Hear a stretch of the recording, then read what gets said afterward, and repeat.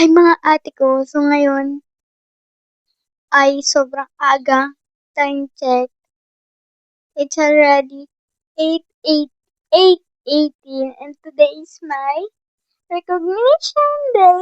So, hinihintay ko na lang si mami, nakaligo na ako and mag-aayos na lang ako.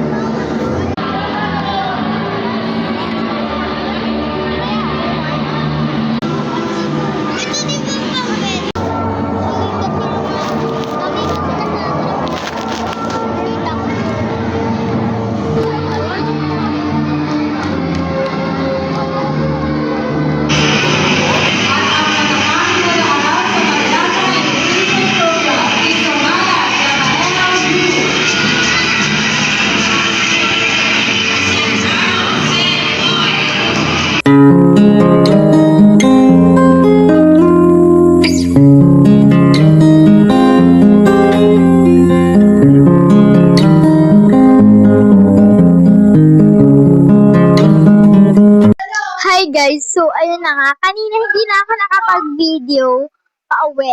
Hindi na ako nakapag-video kanina.